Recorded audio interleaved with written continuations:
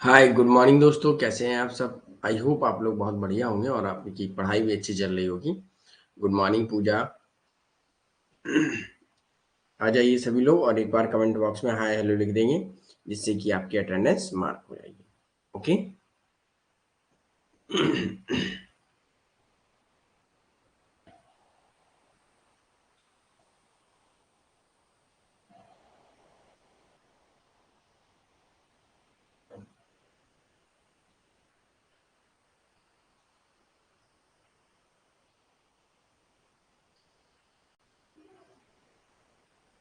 चलिए आइए सभी लोग जल्दी से, और उसके बाद हम लोग अपने सेशन को स्टार्ट करेंगे। आज हम लोगों को टेस्ट देखेंगे जिसमें सब कुछ सारी यूनिट से मिक्स होंगे क्वेश्चन। ओके।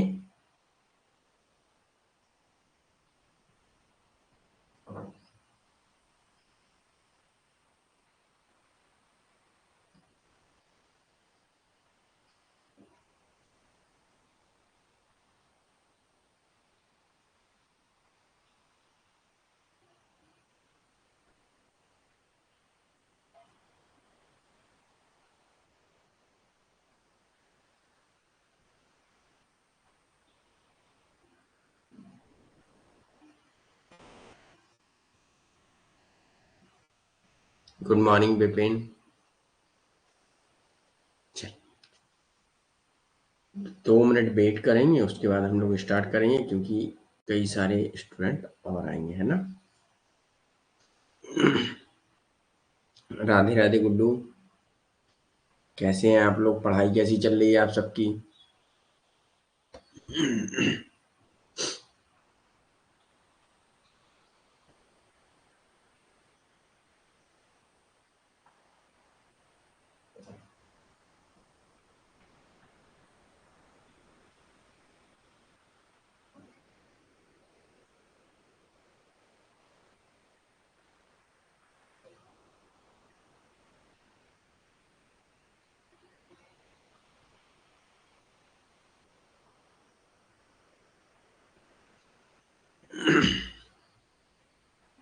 नवरात्रि बढ़िया से मना रहे हैं आप सब, है ना। यस गुड्डू, पीवाई क्यों होंगे आज। चलिए तो स्टार्ट करते हैं। Welcome to session, welcome to fill a form. मैं अतुल कुमार आप सबका आज के सेशन में स्वागत करता हूं। आज हम लोग पीवाई क्यू करेंगे जिसमें सारे क्वेश्चन मिक्सअप होंगे। और दूसरी बात, जिस किसी भी स्टूडेंट का इसमें डाउट बनता है वो हमसे पूछिएगा। क्या समझ में नहीं आता है, क्या आता है, वो चीजें दोनों। ओके। और ये रहा आपका पहला क्वेश्चन। लूथर गलिक द्वारा प्रतिपादित विभागीकरण के 4 पी अर्थात 4 पी सिद्धांत में पी का अर्थ क्या है। चलिए आंसर कीजिए।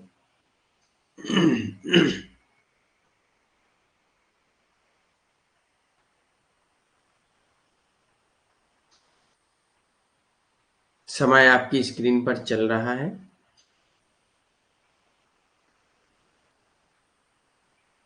थोड़ा आंसर देने के लिए अपने आप में थोड़ी स्पीड लाएं और एक्टिव हो जाएं सुबह से, है ना। अभी भी आलस में ना रहें।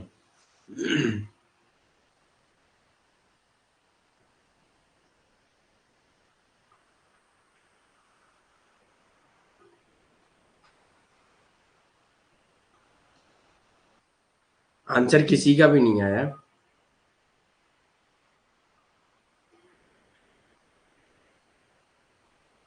किसी को नहीं पता।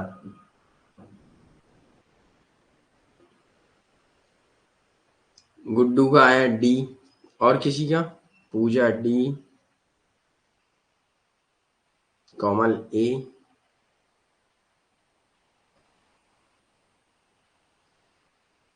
ए good morning Komal. Vipin A. तो ऑप्शन ए सही है। ध्यान दीजिएगा, अभी कुछ ज्यादा दिन नहीं हुए पब्लिक एड पढ़ाए हुए, है ना। Purpose, person, place and process, इसके बारे में मैंने आपको बताया है। ओके। तो याद रखिएगा, उद्देश्य, व्यक्ति, स्थान, प्रक्रिया। मैंने आपको यही बताया था कि यहाँ से क्वेश्चन कैसे पूछा जा सकता है, जब लूथर गुलिक के 4 पी सिद्धांत के बारे में हमने बात की थी।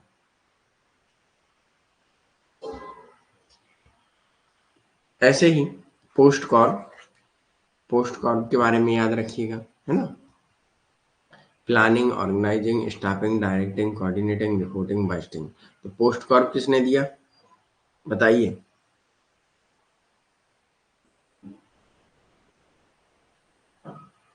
किसने दिया post Corp?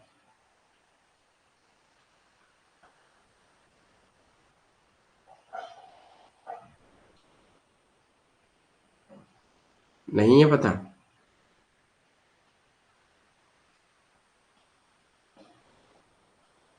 Yes, very good Komal. Luther Gulick and Urwick ने ही पोस्ट कॉर्प भी दिया। ओके, अगला क्वेश्चन आपकी स्क्रीन पर। फॉलेट के अनुसार शक्ति और सत्ता के संबंध में अंतर क्या है? चलिए आंसर कीजिए। शक्ति क्या है और सत्ता क्या है? MP folate.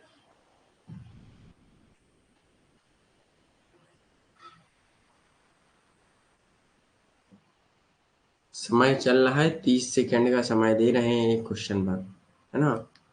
और जो क्वेश्चन बड़े हैं उनके लिए ज़्यादा समय भी दे रहे हैं। पढ़िएगा, आराम से आंसर कीजिएगा।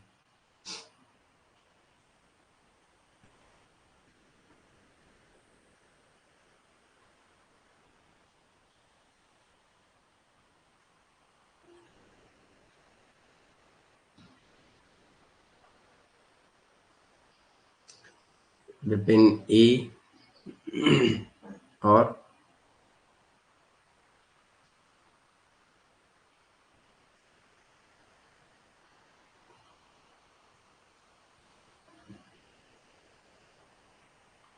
मुनिया ए, गुड्डू बी,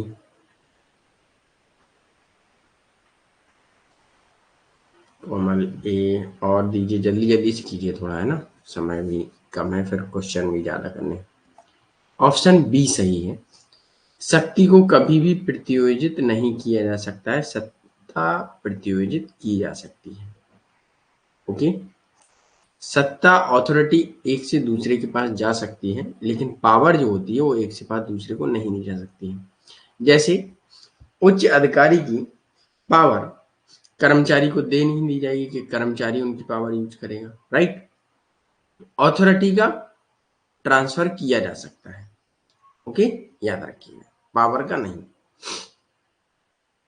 वेरी गुड, जो भी बी ऑप्शन चूज कर रहे हैं। चलिए, इनकी कुछ पुस्तक है, ये याद रखिएगा। Speaker of house of representative, the new state, creative experience, dynamic administration.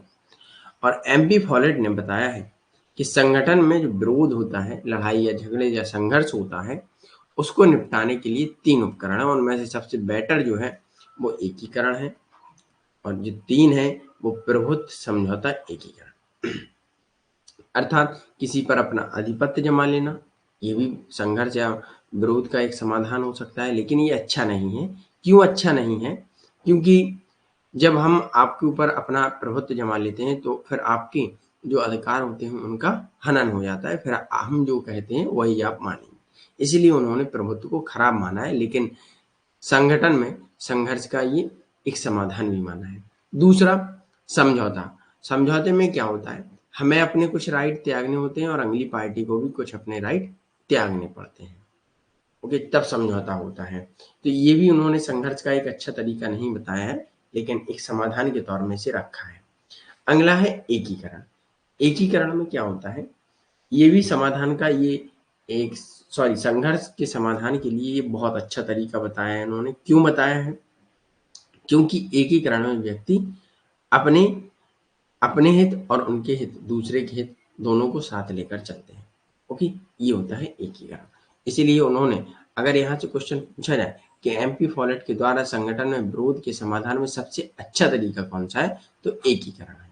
Okay, याद रखिएगा। चलिए आगे बढ़ते हैं।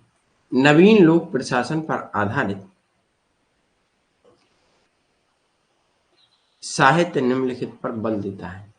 अब जो न्यू पब्लिक एडमिनिस्ट्रेशन हमने आपको पढ़ाया था, वो किन किन बातों को ध्यान में रखता है, चलिए बताइए।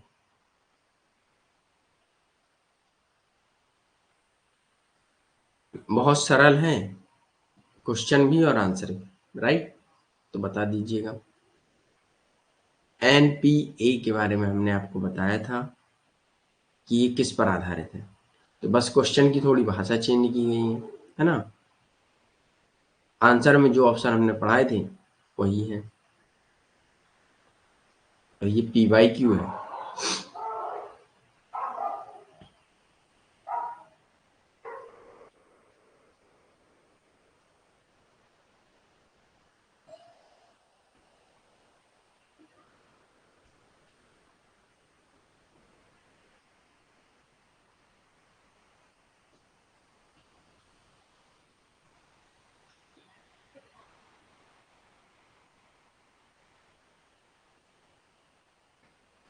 ऑप्शन ए, चलिए देख लेते हैं। ओके, ऑप्शन डी है। ओके, ए नहीं है। अब डी क्यों है ये भी जान लीजिएगा। प्रासंगिकता, मूल्य, क्षमता, परिवर्तन। इसमें आपको कहीं परिवर्तन दिख रहा है? नहीं दिख रहा है ना। परिवर्तन के बारे में बात करते हैं न्यू पब्लिक एडमिनिस्ट्रेशन वाले। ओके, ये नहीं कि सबने ए आंसर किया तो सभी लोग ए करेंगे, थोड़ा पढ़िएगा उसे। ओके, रिलेवेंस रहेगा, वैल्यू रहेगी, equity and changes. Okay,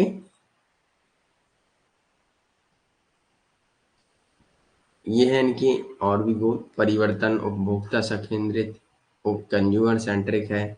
social equity, Frank Marini, towards a new public administration, इनकी जो पुस्तक है ना, लॉयड वाल्डो, ये सब पुस्तक रखिएगा।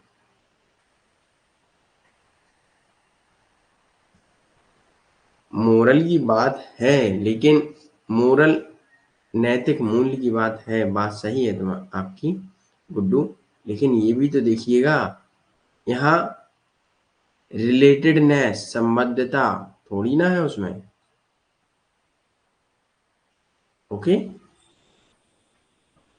तो वो कुछ ऑप्शन गलत हो जाएगा ना। चल, अगला क्वेश्चन, हेरल्ड लॉसवेल के अनुसार निम्नलिखित में कौन सी एक नीति चक्र की पांचवी अवस्था है?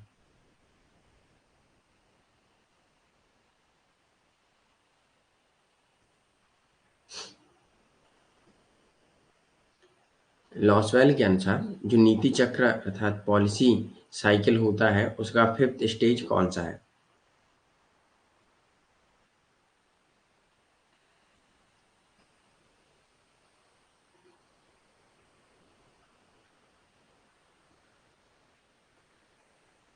चलिए, समय समाप्त हुआ।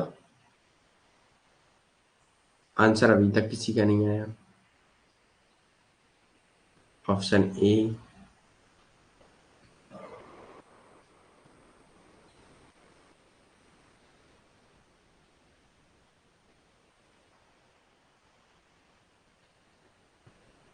विपिन और गुड्डू का है। और किसी का आंसर नहीं आना है। चलिए कोई बात नहीं।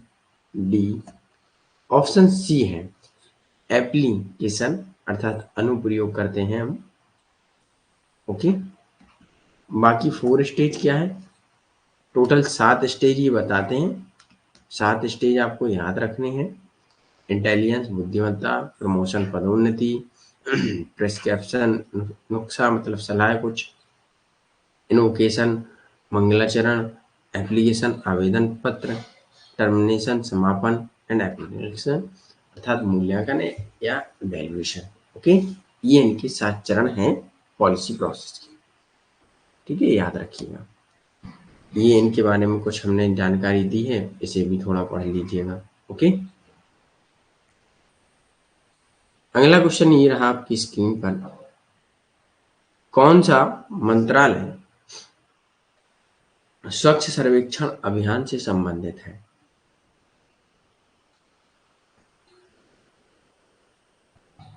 चलिए आंसर कीजिए। कौन सा मंत्रालय स्वच्छ सर्वेक्षण अभियान से संबंधित है?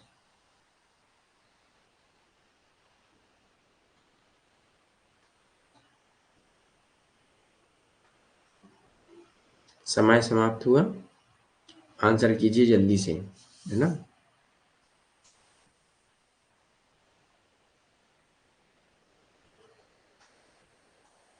जल एवं स्वच्छता मंत्रालय गुड्डू कह रहे हैं, ए ऑप्शन आया गुड्डू का।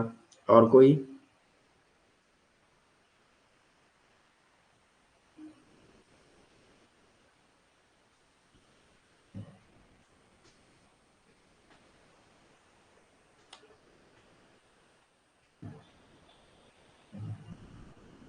भाई आंसर देखिए, एक चीज समझ लीजिएगा, आंसर सही गलत जो भी है वो बताइएगा, ठीक है? मैं आपसे बार बार कहता हूँ, जो भी आंसर आए आपको वो बताइएगा।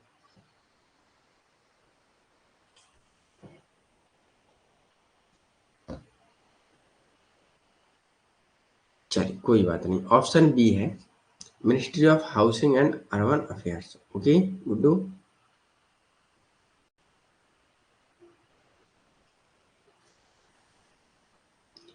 निम्नलिखित में से कौन सा वो है पहला राज्य जिसने सामाजिक संपरीक्षा विधि को लागू किया, सोशल ऑडिट लॉ को लागू किया था? कौन सा राज्य है, चलिए बताइए।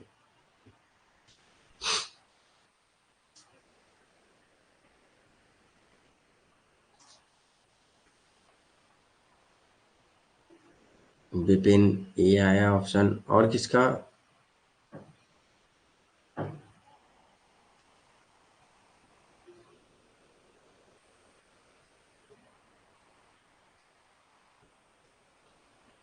चलिए देखते हैं। ऑप्शन बी है मेघालय ने सबसे पहले सोशल ऑडिट लॉ अप्लाई किया था अपने यहाँ। ओके,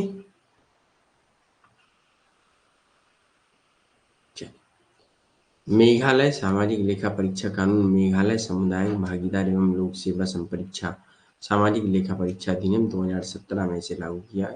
यह भारत का प्रथम राज्य बन गया था। ओके, अगला क्वेश्चन है, मंत्रालय या आयोग सुशासन सूचकांक से संबंधित है, इनमें से कौन सा मंत्रालय गुड गवर्नेंस इंडेक्स से संबंधित है? ये क्वेश्चन आया है आपका, चलिए आंसर कीजिए जल्दी से।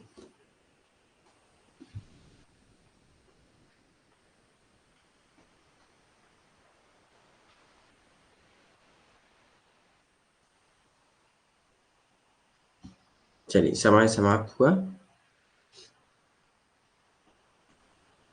ऑप्शन डी आता है, जो सभी का डी आ रहा है, चलिए देख लेते हैं। ऑप्शन ए है, डी नहीं है। Okay, ministry of personnel public governance and pension, तो कार्मिक लोक शिकायत एवं पेंशन मंत्रालय। Okay, very good Pooja. अगला क्वेश्चन है, following act is also now as Hyde act, Hyde act के नाम से जाना जाता है? चलिए आंसर कीजिए। अब कुछ चीजें यहाँ नहीं मिलेंगी, न्यू टॉपिक में मिलेंगे, है ना? तो उनको आप लोग नोट भी करते जाइएगा कि हाइड क्या है, हाइड एक्ट क्या है। तो ये आपको नया मिला, अब इसे नोट कर लेंगे, तब आप पढ़ेंगे इसके बारे में, जो भी डाउट बनेगा इसके बारे में पूछेंगे, है ना? कल जब क्लास होगी तो पहले डाउट पूछे जाएंगे, उसके बाद फिर अगले क्वेश्चन कराए जाएंगे। ओके, चलिए ऑप्शन बी है US and India peaceful atomic energy and cooperation act. Okay, याद रखिएगा, वेरी गुड। ये हाइड के बारे में हमने कुछ यहाँ दिया है, तो इसे आप लोग पढ़िएगा, है ना? न्यूक्लियर सप्लायर समूह शर्त एवं आवश्यकताएं सहयोग की समाप्ति के बारे में बात करती हैं। 2006 में अमेरिका द्वारा बनाया गया ऐसे। ओके, याद। अगला क्वेश्चन आपकी स्क्रीन पर, कौन से पंचशील के सिद्धांत हैं?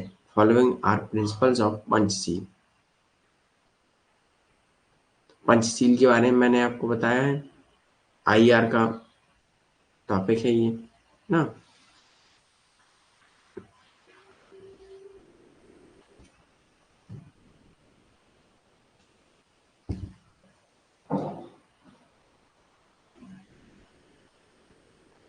चलिए आंसर कीजिए।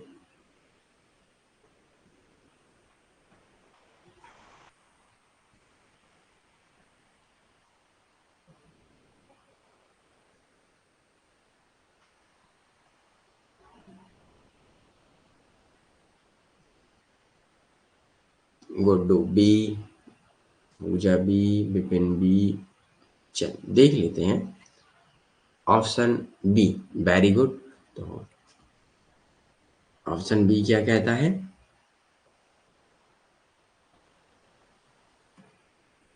ए बी डी, एक दूसरे की प्रादेशिक अखंडता एवं संप्रभुता के प्रति सम्मान, एकदम सही है। पारस्परिक अनाक्रमण अर्थात एक दूसरे पर कभी आक्रमण नहीं करेंगे, ये भी सही है। एक दूसरे के मामलों में हस्तक्षेप, बिल्कुल गलत है। अहस्तक्षेप की बात करते हैं, हस्तक्षेप की नहीं। डी, पारस्परिक लाभ के लिए समानता एवं सहयोग, बिल्कुल सही है। और समान अस्तित्व, ये बिल्कुल गलत है। ओके, चल very good.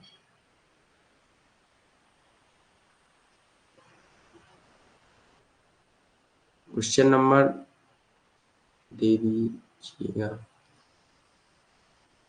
Guddu. Question number इससे कुछ नहीं हो रहा, ठीक है, कोई दिक्कत नहीं है।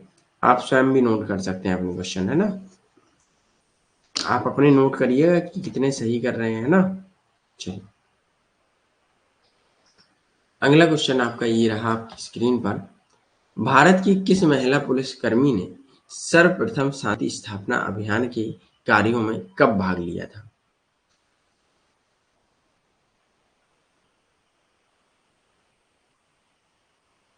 भारत की किसी महिला पुलिसकर्मी ने सर्वप्रथम शांति स्थापना अभियान में सर्वप्रथम भाग लिया था, कौन थी? सॉरी, कब लिया था?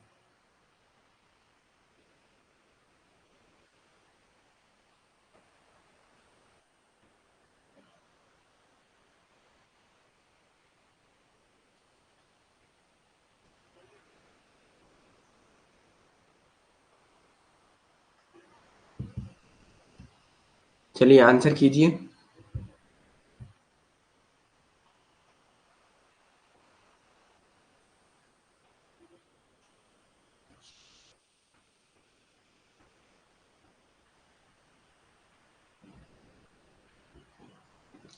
ऑप्शन डी भी आ रहा है, ए भी आ रहा है, सी भी आ रहा है।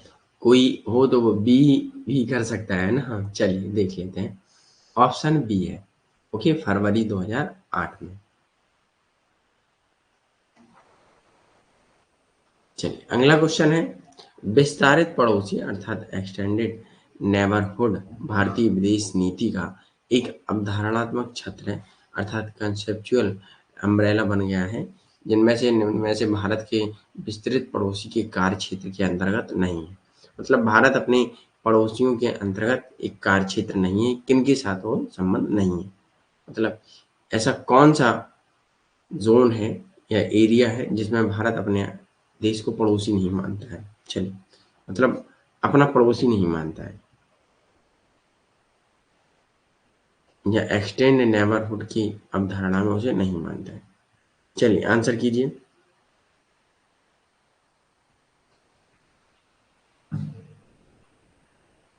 ई फोर, चलिए देख लेते हैं। सी ऑप्शन सही है, पूर्व अफ्रीका, पूर्वी अफ्रीका अर्थात ईस्टर्न अफ्रीका थोड़ी ना अपना पड़ोसी है, राइट। चलिए अगला क्वेश्चन ये रहा आपकी स्क्रीन पर। भारत की विदेश मंत्री एस जयशंकर ने बहुपक्षीय कार्रवाई के बारे में भारत के उपागम को 5S के रूप में देखा है, निम्न में से गलत विकल्प को चुनिए।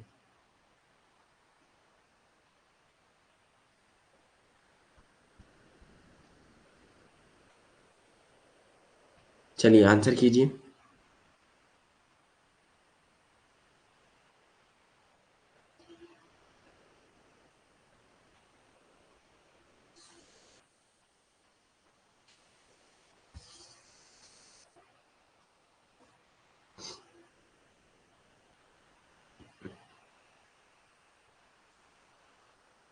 Okay very good.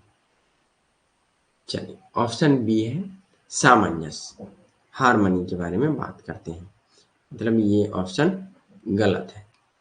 ओके, तो गलत पूछा गया था।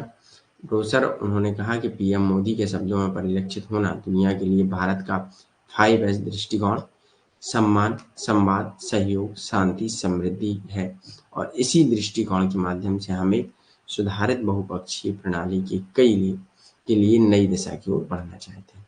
ओके, याद रखिए। अगला क्वेश्चन, किस सम्मेलन में विश्व बैंक की स्थापना का निर्णय लिया गया था?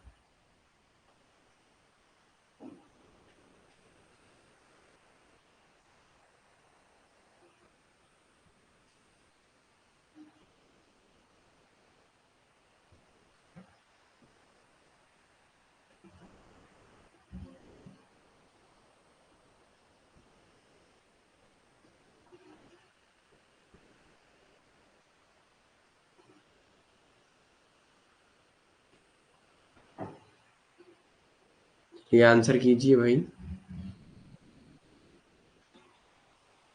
किस सम्मेलन में विश्व बैंक की स्थापना का निर्णय लिया गया था?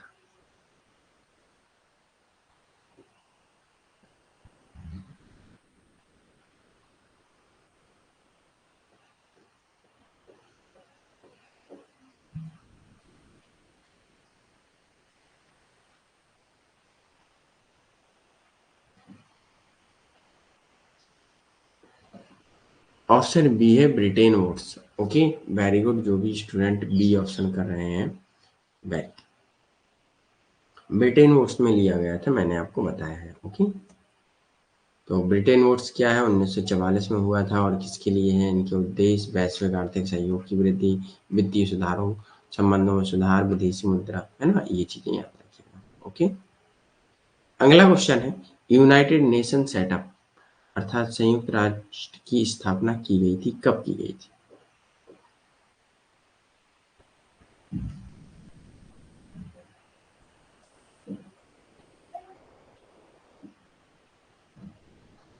ऑप्शन बी विपिन, और कोई?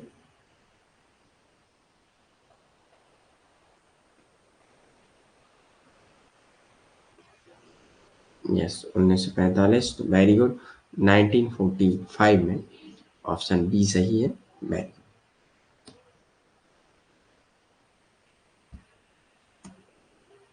इसमें स्थापना, सदस्यता, महासभा, इन सब के बारे में हमने आपको बताया था, एक विस्तार में हमने आपको पढ़ाया था, राइट।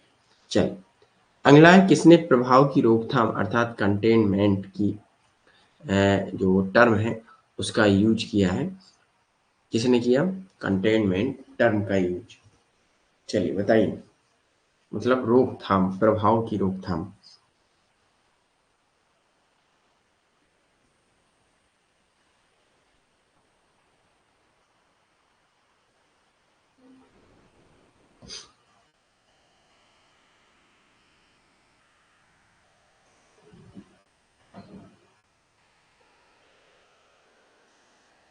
जॉन कैनन, विपिन कह रहे हैं सी भी आ रहा है ऑप्शन, और कोई? डी भी आ रहा है, बी भी आएगा, है ना। चलिए, ऑप्शन ए सही है, very good, George Kennan. Okay, very good. अगला क्वेश्चन है, किसने भारत को उन्नत परमाणु प्रौद्योगिकी वाले एक उत्तरदायी राज्य के रूप में वर्गीकृत किया है? ओके, क्लासिफिकेशन किया है, कैटेगराइज किया है, एक परमाणु प्रौद्योगिकी वाले उत्तरदायी राज्य।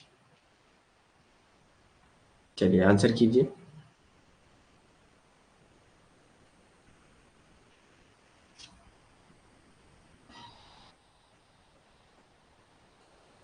ऑप्शन देख लेते हैं। राष्ट्रपति जॉर्ज डब्ल्यू बुश ने किया है। ओके, याद रखिएगा।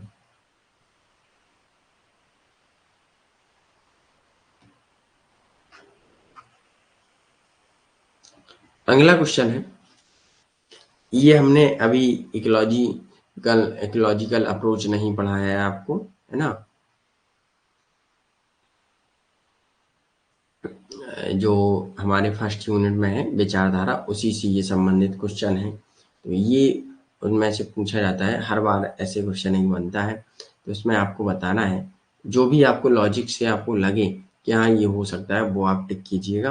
बकाया ecological multiculturalism and post modernism, ये 3 हमारे टॉपिक जो रह गए थे फर्स्ट यूनिट में, वो हम लोग देखेंगे। हो सकता है कल से हम लोग वो स्टार्ट भी कर देंगे, 3 ही टॉपिक है, ज़्यादा नहीं।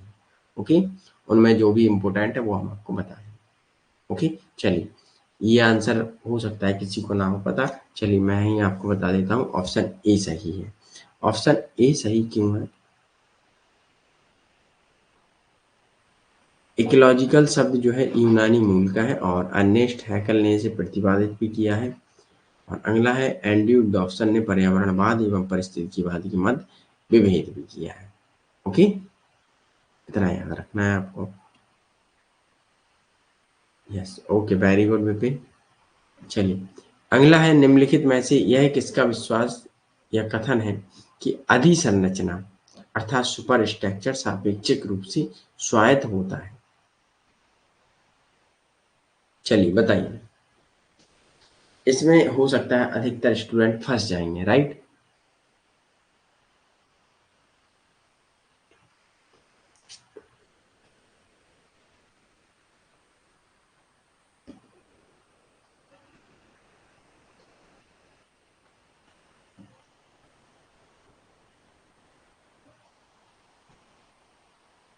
ऑप्शन डी, केवल बी आ रहा है। चलिए देख लेते हैं डी। और किसी का कोई? अब सारे स्टूडेंट, बाकी स्टूडेंट जो हैं वो आंसर देने में डर रहे हैं कि कहीं ना कहीं गलत ना हो जाए, है ना? Option C, third, B C D. B C D क्यों है? Gramsci post modern, sorry, culturalism Marxism से बिलोंग करते हैं। प्लोंजा मार्क्सिस्ट, माओ जेडंग ये भी मार्क्सिस्ट। तो ये तीनों सुपर स्ट्रक्चर के बारे में बात करते हैं। ओके, चलिए मैकियावेली की पुस्तक द प्रिंस के संदर्भ में निम्नलिखित में से कौन सा कथन सही है?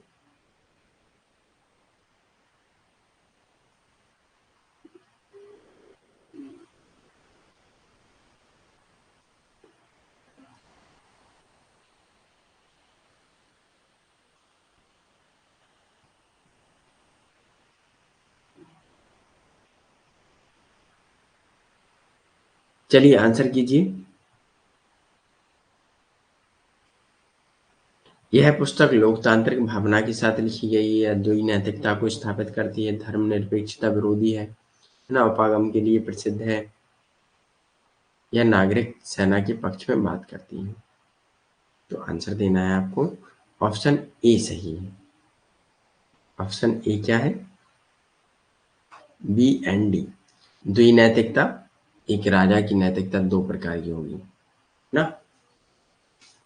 एक राजा की नैतिकता अलग होती है, जनता की नैतिकता अलग होती है। और डी, पुस्तक एक नागरिक सेना के पक्ष में भी बात करती है, मतलब विदेशी सेना नहीं। ओके, अगला है, जॉन लॉक के बारे में निम्नलिखित में से कौन सी कथन सही है? अब यहाँ तो भैया दिमाग में आप सबकी खिचड़ी पक रही होगी कि सर जॉन लॉक कब पढ़ाए थे और कब टेस्ट ले रहे हैं, जब से रिवीजन भी नहीं किया, राइट? चलिए कोशिश कीजिएगा, नहीं तो जाके पढ़िएगा आज, है ना?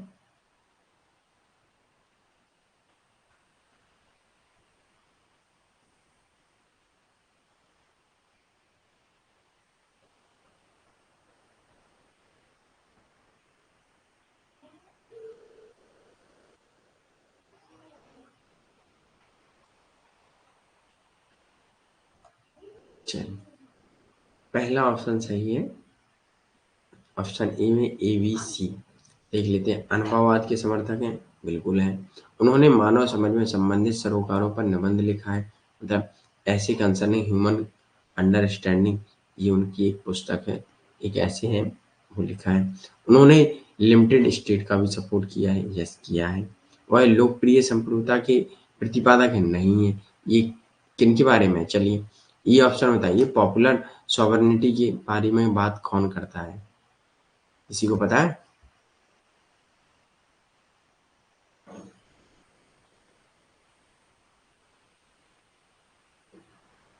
पॉपुलर सॉवरेनिटी के बारे में बात कौन करता है? यस, वेरी गुड कोमल, रूसो बात करते हैं। ओके, चलिए अगला क्वेश्चन है, टैगोर के दर्शन के संदर्भ में निम्नलिखित में कौन सी सही है? टैगोर किसकी बात करते हैं? ट्रू फ्रीडम, है ना, या अन्वेषक, एक शाश्वत सत्य के बारे में, सृजनात्मक एकता या आक्रामक राष्ट्र का समर्थन? क्या करते हैं?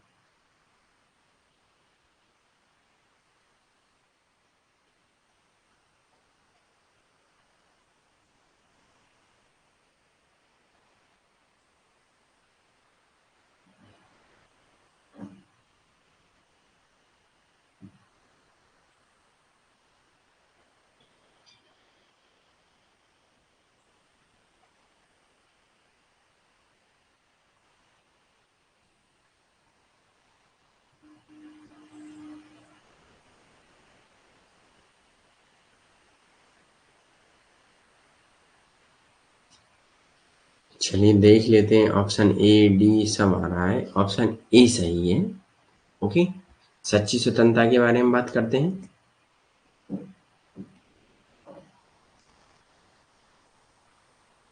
शाश्वत सत्य के बारे में और सृजनात्मक एकता के बारे में। ओके, याद।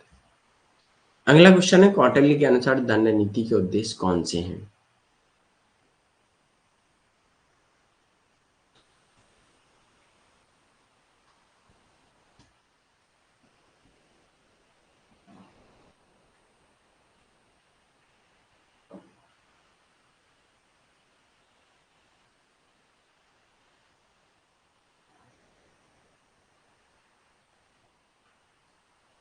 आंसर कीजिए।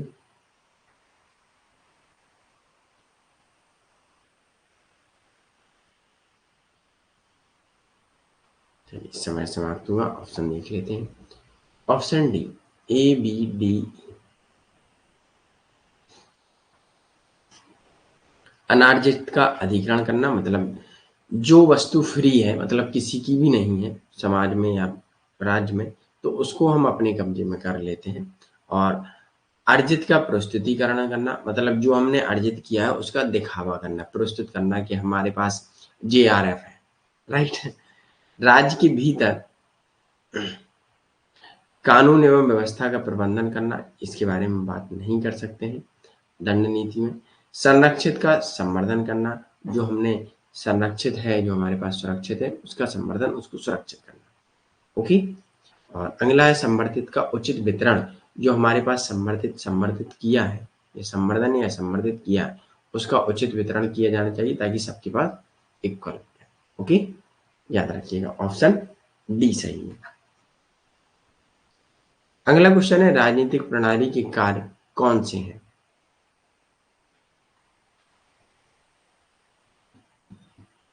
मैंने आपको बताया था पॉलिटिकल सिस्टम, ये कंपैरेटिव पॉलिटिक्स से है ये क्वेश्चन।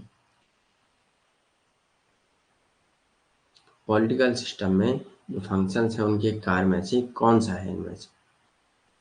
राजनीतिक प्रणाली के कार्य कौन से हैं? चलिए आंसर कीजिए जल्दी से।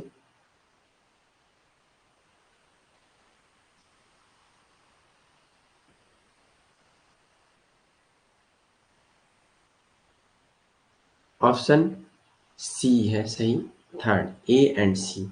पॉलिटिकल सोशलाइजेशन अर्थात समाजीकरण के बारे में बात करते हैं, मैंने आपको बताया था। और अगला पॉलिटिकल रिक्रूटमेंट। ओके, ये चीज याद रखिएगा, कंपैरेटिव पॉलिटिक्स का है ये क्वेश्चन। चलिए अगला, कौन से कारक राजनीतिक व्यवस्था में क्रांतियों का मार्ग प्रशस्त करते हैं?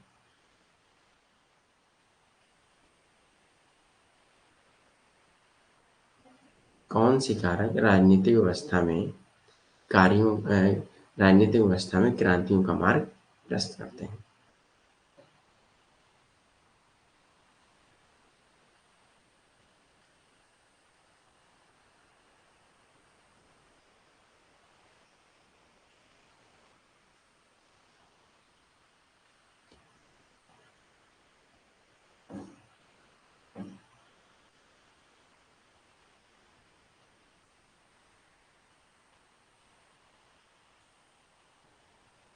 चलिए ऑप्शन सी सही है, ए बी सी।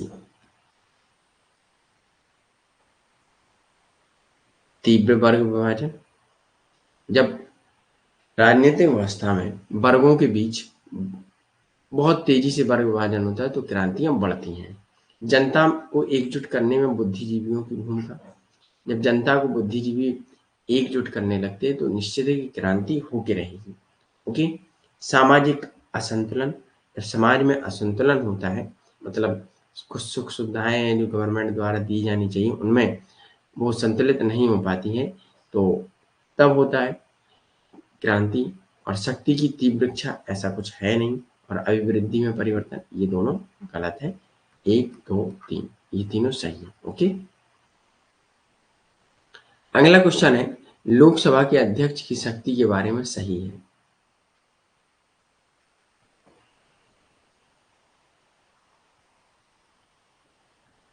चलिए आंसर कीजिए जल्दी से।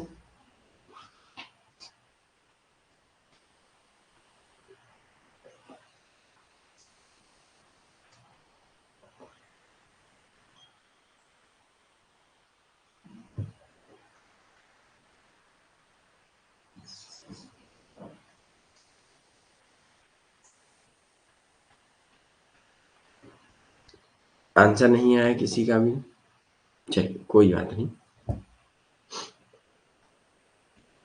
ऑप्शन बी सही है, सेकंड, बी एंड सी। दल बदल विरोधी कानून स्पीकर अपनी पार्टी को छोड़ने की स्थिति में भी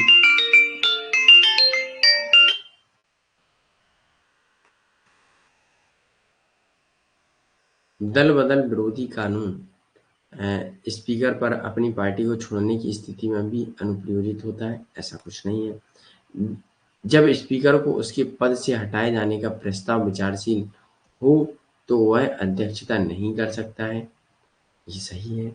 स्पीकर के बारे में या सॉरी स्पीकर के पद से हटाए जाने के किसी भी मामले में वह सदन में मतदान कर सकता है, ये दोनों सही है।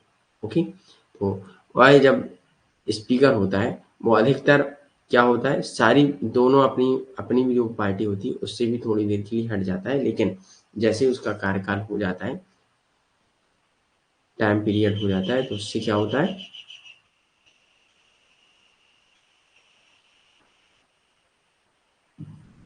रुकना थोड़ा ये बहुत आगे हो चुका है।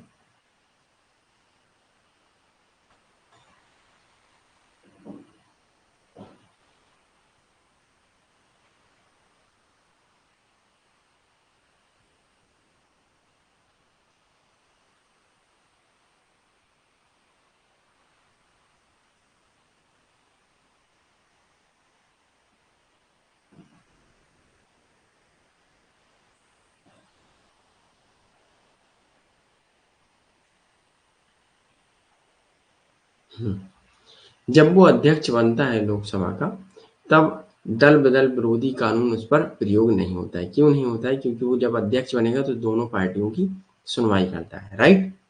तो इसलिए वो अपनी पार्टी की सदस्यता त्याग देता है और अध्यक्ष का भूमिका निभाने लगता है, तब उस पर नहीं होगा। ओके। तो बी और सी दोनों सही है। ओके। चलिए अगला क्वेश्चन, भारतीय संविधान की उद्देशिका के संदर्भ में निम्नलिखित में से कौन से कथन सही है? चलिए आंसर कीजिए।